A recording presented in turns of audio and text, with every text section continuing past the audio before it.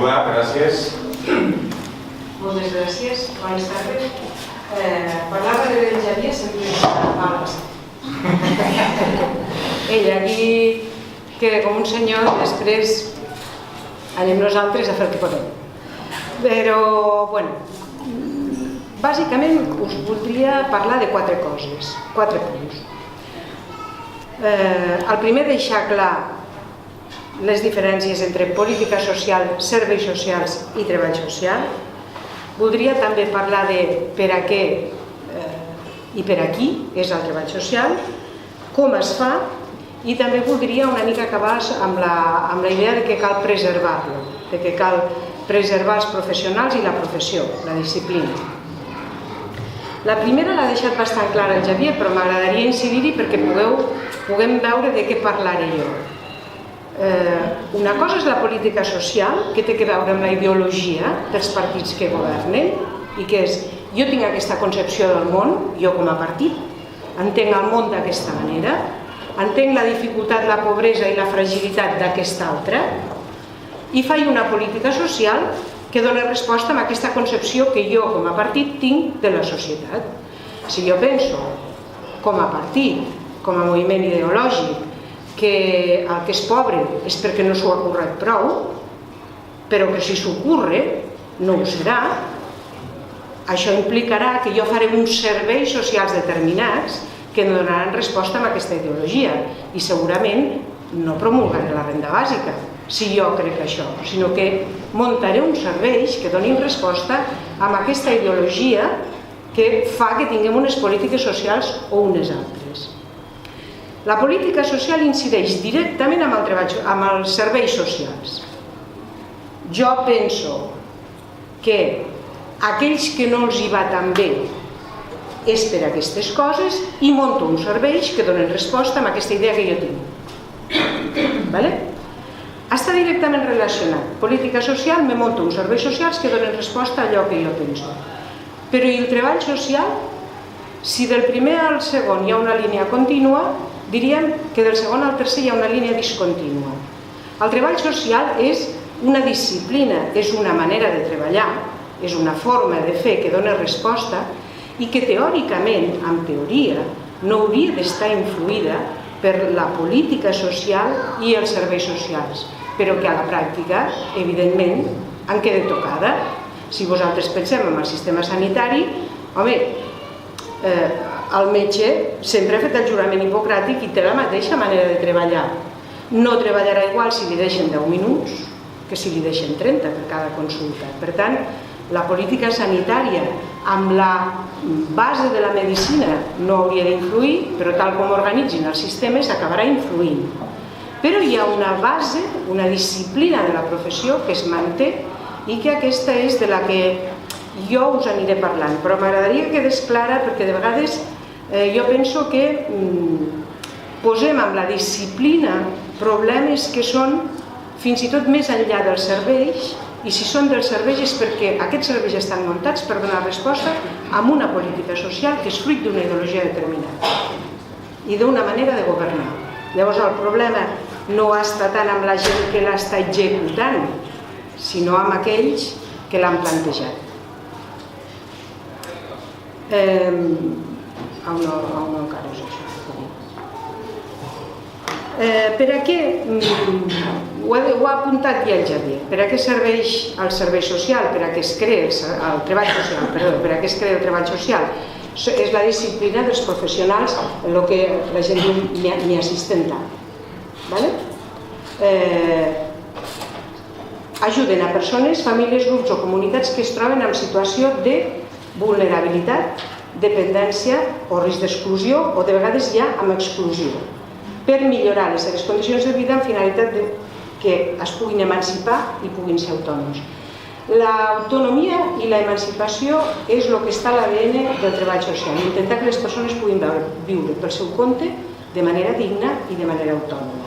No és mantenir la dependència, no és mantenir-los lligats amb uns serveis o amb unes prestacions, sinó donar aquelles ajudes i els recursos perquè puguin independitzar-se, perquè puguin autonomitzar-se i viure pel seu compte.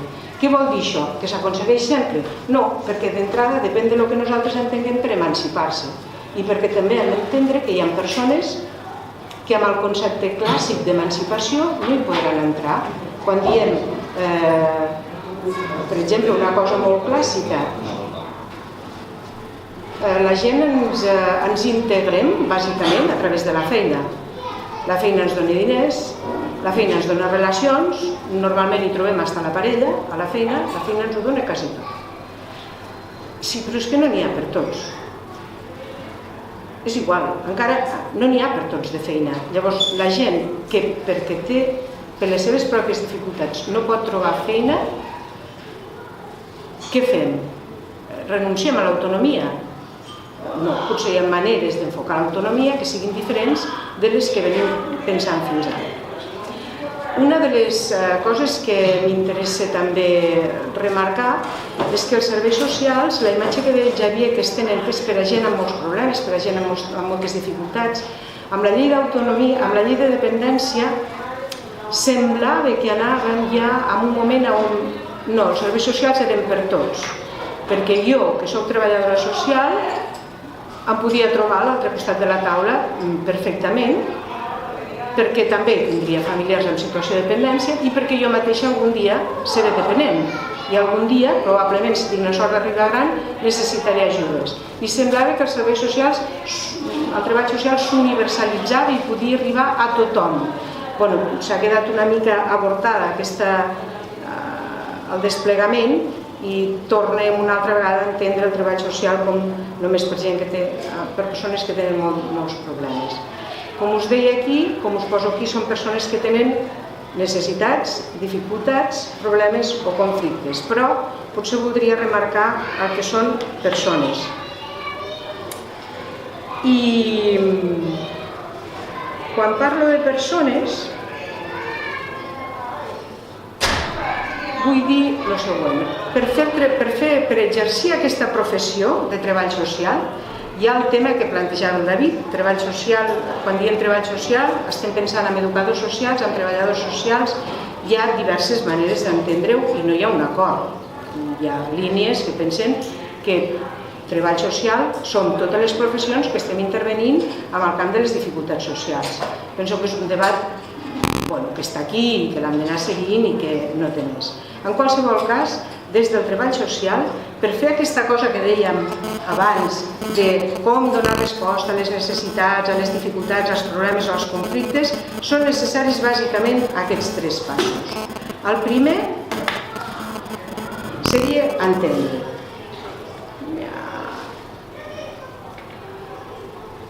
Entendre què vol dir? Que hem d'intentar comprendre, que va més enllà de l'entendre, sinó comprendre i donar sentit a allò que està succeint i que això ens permetrà, si nosaltres podem entendre què està passant, podem orientar amb aquest procés de canvi, quan alguna persona ve és perquè vol canviar, perquè està en dificultats, i proposar un tipus de context que totes les persones que van a serveis socials van a veure amb una treballadora social necessiten el mateix. No, no necessiten el mateix ni amb la mateixa intensitat, necessiten coses diferents. Per tant, comprendre allò que està passant permet orientar el procés de canvi i potser proposaràs simplement una mesura d'assessorament, potser amb 2 vegades que parlis llargament, tranquil·lament amb aquella persona podrà sortir-se'n d'aquest mal moment. Potser necessitarem una situació de control. Els treballadors socials rebutgen molt la idea de control perquè ens fa com a iuiu, però controlem. Què fem si no controlar quan hi ha un infant amb risc de desemparament? Controlem. Què fem quan hi ha una persona que està tenint una crisi de salut mental i que rebutja un ingrés i que li fem una proposta de dir durant aquests dies ens veiem cada dia i depèn de com vagis fem una cosa o una altra. Controlem. I el control per se no és dolent, sinó que quan és necessari s'ha de fer.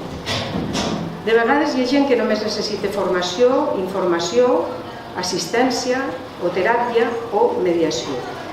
Vaig molt accelerada perquè m'ha entrat la cosa de que vaig malament de temps. No vas malament de temps. Vosaltres em veieu accelerada?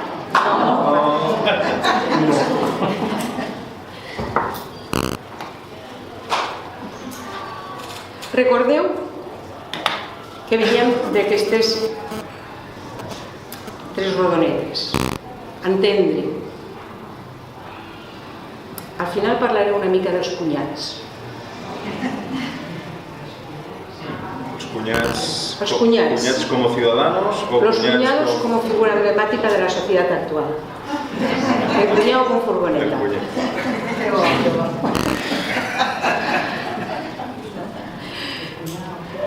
Perquè entendre és una cosa que els cunyats, la figura del cunyat li costa una mica de fer. El segon pas seria interpretar. Interpretar en podríem dir diagnòstic. Nosaltres en diem avaluació psicosocial, diagnòstic psicosocial, hi ha diferents coses.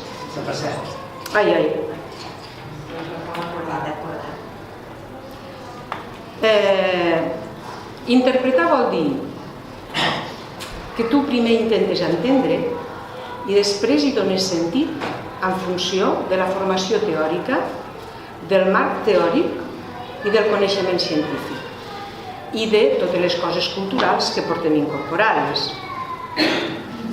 Jo interpreto que això és una sala on estem tots reunits treballant perquè estem al segle XXI i perquè tinc una sèrie de coneixements que m'ajuden a entendre que això no és una masmorra.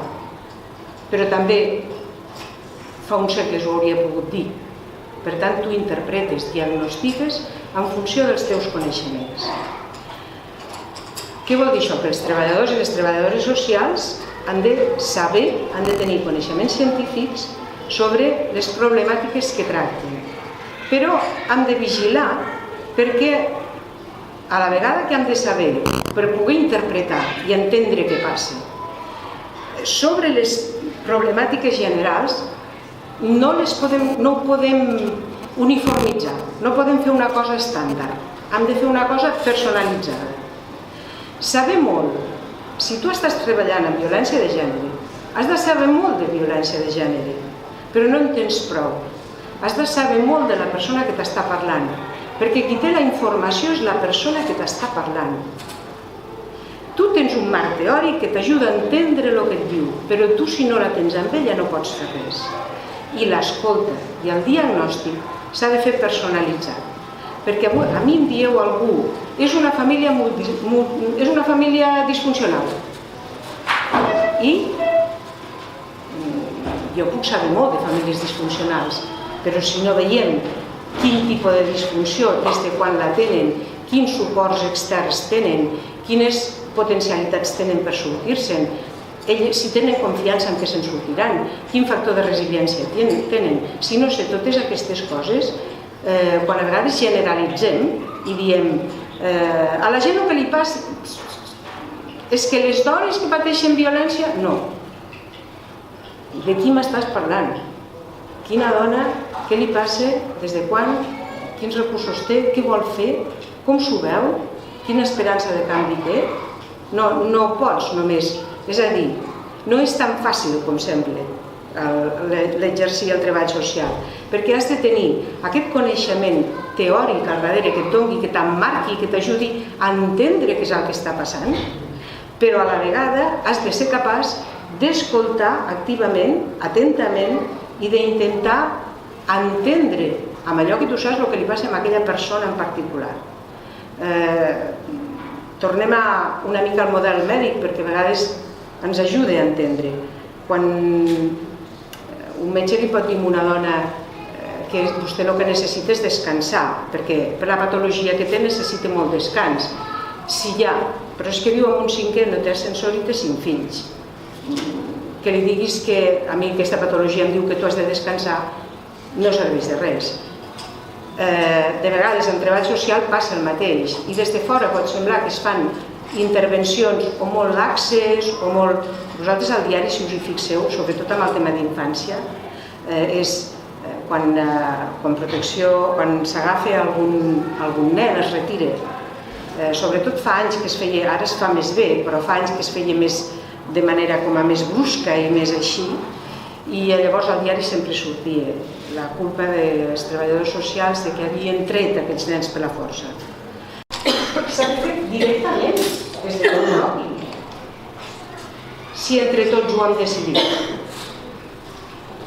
Si entre tots hem decidit, o el govern ha decidit, que només ho donarem no només als pobres, sinó als de solemnitat i als que acreditin tenir més problemes, llavors demanarem als treballadors socials que ens facin un informe, però tinguem clar que llavors fan un informe perquè hi ha un model de política social i un model de serveis socials que diu que només ho pagarem amb aquells que, a més de pobres, tinguin algun altre problema.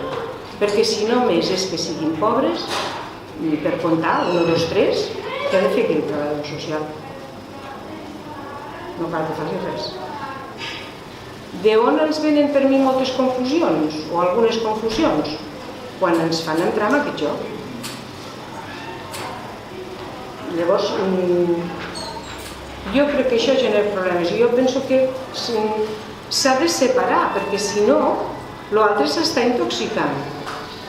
L'altre s'intoxica. Voy a ver què me da, vaig a veure què em dona.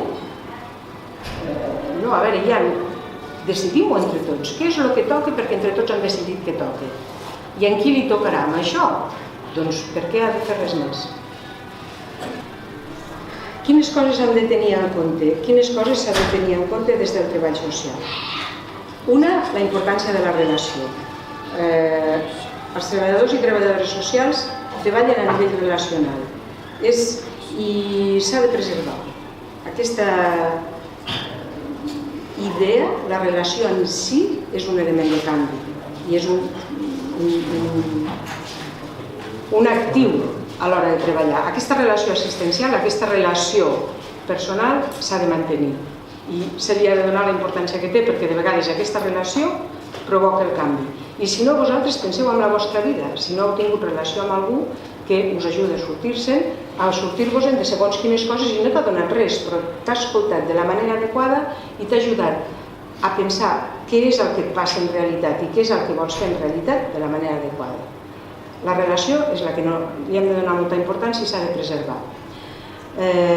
No assistencialisme, no tornar a mecanismes i funcionaments antics com l'albergue, com els que deies tu, no tornem amb aquests mecanismes d'una caritat ben disfressada, una beneficència camuflada, no tornem amb aquests mecanismes si entre tots creiem. La cosa està molt clara, és si entre tots arribem a l'acord que vivim en una societat amb prous ingressos com perquè entre tots paguem, entre els que ens va bé aportem diners perquè tothom pugui tindre una vida digna, aquells que ens va bé i aquells que no els hi va tan bé, hem de fugir de les polítiques i serveis socials que provoquen assistencialisme, que provoquen aquest anar a demanar. Anar a demanar és molt difícil canviar amb aquest tipus de relació. Els diferents nivells de treball que us deia avui, que es pot treballar a nivell individual, però també a nivell grupal i a nivell de comunitat, que necessitem aquest marc teòric i aquesta perspectiva teòrica. I això com s'organitza, i això fins ara ho he estat parlant del treball social en general i no del que es fa als ajuntaments, perquè és inseparable, perquè no ho puc separar, perquè el treball social que es fa als ajuntaments és treball social, el mateix que es fa en un hospital, el mateix que es fa a tot arreu, no ho puc diferenciar. Com s'organitzen a cada institució, s'organitzen d'una manera diferent. Com s'organitzen els serveis socials d'atenció primària d'un ajuntament? Hi ha 3 nivells, hi ha 3 formes de treballar. Al primer nivell, quan una persona arriba a un servei social d'atenció primària, hi ha un primer moment d'informació, on s'agafen les dades bàsiques i d'alguna manera es comprova que la persona no s'ha equivocat de lloc i que des d'allà se li pot donar atenció. De vegades només demanen una informació. Si algú demana una informació per una cosa concreta, que donant-li una adreça i dient-li mira, si el que vols és això, has d'anar a tal lloc amb aquesta documentació i allà es fa només en aquest moment i no cal passar més endavant. Si es veu que no, que necessita una atenció més individualitzada i potser que durarà més, passa amb una altra estructura, que és l'estructura d'acollida, i les persones que fan acollida fan un estudi més a fons. de vegades amb 3, 4, 5 entrevistes ho resolen, i si veuen que necessita una atenció més intensa passa a una altra estructura que és l'estructura de tractament. I aquí a les famílies o a les persones dura molt més la intervenció, és una intervenció més especialitzada, és una intervenció com a més afinada, menys generalista, i els professionals solen ser diferents. O sigui, l'estructura, aquí n'hi ha uns, a la informació hi ha uns professionals, a l'acollida uns altres i al tractament un altre. De vegades a la informació hi ha tècnics, TIS, tècnics d'inserció social, gent que ha fet un segon grau de formació professional. Això depèn de cada ajuntament com s'organitza. Dubtes de l'organització? És que per què no té més? Sí.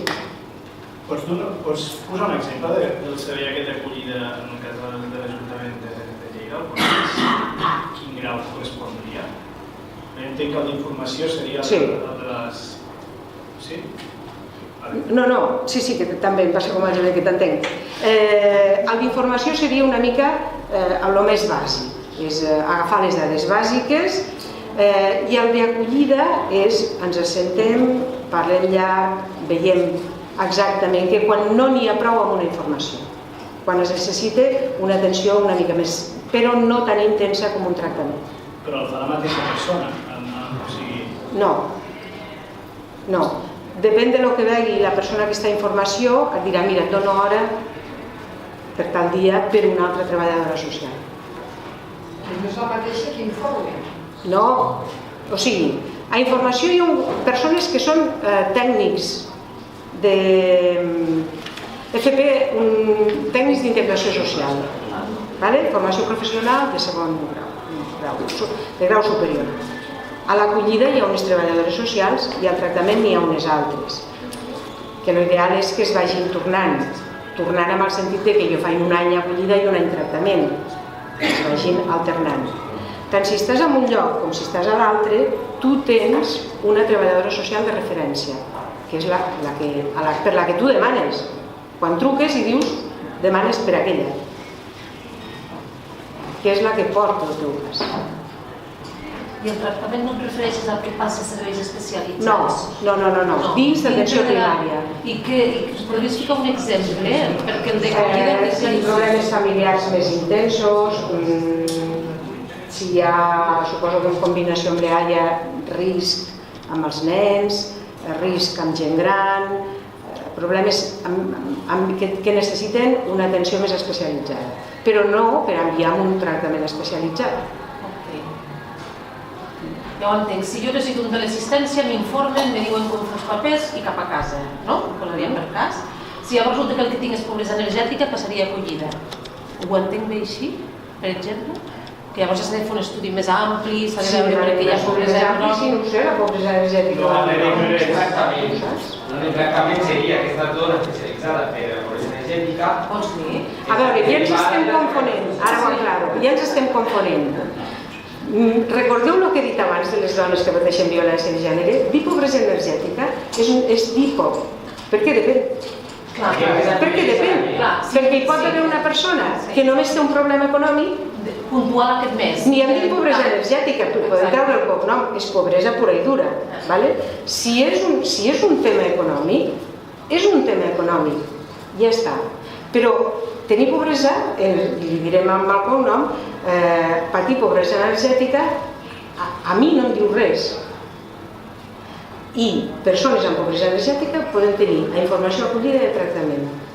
Perquè una persona amb pobresa energètica pot ser que només li passi això, i una persona amb pobresa energètica pot portar aparellades una sèrie de problemàtiques que precisin una intervenció molt intensa, perquè la pobresa energètica és una més de les 1000 coses que li passen. I només la pots abordar en conjunt, entenent què més està passant. L'error que comentaves de generalitzar. De generalitzar. En tot cas, a l'acollida se decidirà si es passa amb una altra més intensa, no? La persona va buscar trucar als serveis socials per demanar hora amb la seva treballadora i l'assignen ja una persona, i és la persona que la treballadora social de base que porta tot el cas i és a tots els punts la mateixa.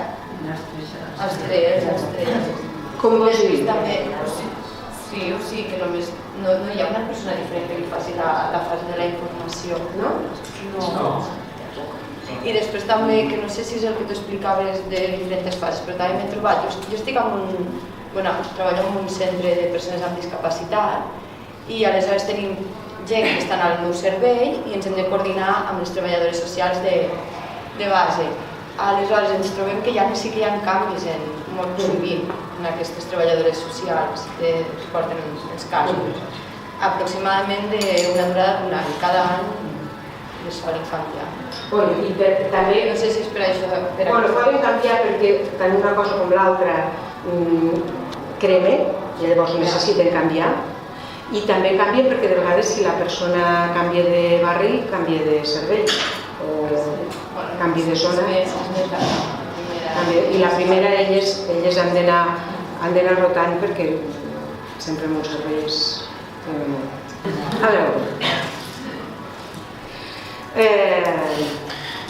Soy machista ni feminista, no? Mireu, tothom s'atreveix. Jo això faig una reivindicació i la faig a les orles, sempre em diuen diguis allò. No, ja ho vaig dir l'any passat. És igual, torna-ho a dir, que els d'aquest any no ho han sentit. I jo pensant en allò, pensava que de tant en tant potser han de reflexionar. Hi ha molt cunyadisme amb el tema de treball social, serveis socials, intervenció social, i amb això hem de vigilar. Molt cunyadisme en el sentit de la figura aquesta emblemàtica de tu el que has de fer, jo això ho arreglava ràpid. Jo amb els immigrants, la gent que no treballa, aviat ho arreglaria. I llavors jo crec que aquí ho han de preservar. Això, els polítics ho heu de preservar, ho heu de cuidar. Jo no crec que cap polític se n'anés amb un arquitecte i li digués tu el que has de fer és fer uns altres fonaments, que aquests no m'agraden. No, li diríeu, com et sembla que han d'anar? Tu com... Per a què ho necessites? Necessitaràs que aquesta partida sigui d'una altra manera perquè tu m'estàs dient que aquí han pressupostat això, però ara està passant una altra cosa i això ho necessitarem fent d'una altra manera. Què vols que et faci? Què vols que faci? Aquí ho demano. Què necessites? Jo crec que aquesta obligació la tenim tots. Jo soc treballadora social abans que professora i penso que han de vetllar.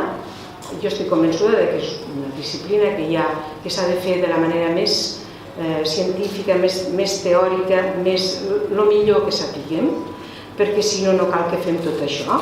Ja ho feien les dones que donaven caritat als pobres que estaven demanant, ja ho feien i no els calia estudiar.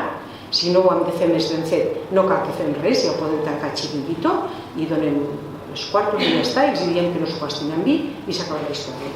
Si ho volem fer més bé, ho hem de preservar. I ho hem de preservar legitimant-lo, que és la paraula que tu has dit quan parlaves del sistema judicial, del sistema sanitari. Hem de legitimar el que s'està fent des de serveis socials i exigir que es faci bé. Exigir. Si no es fa bé, s'ha d'exigir que es faci bé. Però, sobretot, no anar a solucions fàcils, aquestes contraposicions fàcils de els poders públics són dolents, aquests són bons, aquests són forts, aquests són febles, aquests són víctimes, aquests són botxins i sobretot no és tan fàcil dir el que necessita una persona i una família. S'ha d'establir una relació per poder dir el que necessita una persona i una família i s'han de tenir uns coneixements al darrere. Llavors jo crec que això ho hem de protegir. Els de la professió ho han de dignificar, ho han de fer tan dignament com puguin i jo penso que els polítics, per mi, i us ho dic sincerament, heu de poder entendre que la gent que està fent això sap el que està fent. I si creieu que hi ha algú incompetent, s'ha de parlar. Però si no, s'ha de legitimar i se'ls ha d'ajudar. Què necessiteu? Què veieu? Què podem fer amb això? perquè en qualsevol altra disciplina no ens atreviríem. Ningú s'atreviria a anar amb un mestre i dir-li dona-li 2 hòsties a aquest nen, que és el que necessita. Ningú s'atreviria a dir-ho. I us parlo d'una professió que no és la més legitimada. Ja no us parlo ni d'un metge, ningú diria un metge, però com és que no li has demanat un TAC? Això va així? No dic no ser crític, no dic no ser crític. Dic que potser el foc l'hem de posar amb els serveis socials i la política social, i si hi ha persones incompetents, vale, qüestionem-ho. Igual que si hi ha un mestre incompetent, qüestionem-ho, o un metge incompetent, o un arquitecte incompetent, qüestionem-ho. Però no us oblideu que des de la política social i els serveis socials és el cavall de batalla, almenys per mi. I als altres se'ls ha de demanar dignitat, en fer la feina també com s'hagi, també com es pugui, però per treure-li ferro una mica deia allò del cunyat, perquè ja és una frase que la va popularitzar una col·lega nostra d'Almeria que treballa a l'Ejido, una treballadora social, i sempre deia que huir de los cuñados como de la peste. Amb el sentit aquest de és molt fàcil, tots ens hi atrevim amb això. I jo d'aquí no sé quanta gent sou treballadors socials, però els que som treballadors socials sabem que als sopars de Nadal tu hi ha un moment determinat que t'has d'aixecar de la taula i has de marxar. Perquè et poses a discutir amb tota la família, perquè ja tothom sap el que ha de fer amb els immigrants, aquí el que faria, aquí el que s'hauria de fer, perquè ja no us dic l'època dels cotxets traficants, l'època que als moros els hi donem tot, l'època... ja no us dic, perquè això ha sigut, quan vols mantenir la pau familiar t'aixeques i te'n vas a fer alguna cosa, i quan notes que ja es parla d'una altra cosa tornes. No s'atrevirien a dir-ho un altre tema, no s'atrevirien. Llavors, jo crec que el comú té una sensibilitat especial i que s'ha d'atrevir a reservar. I per la meva part, res més.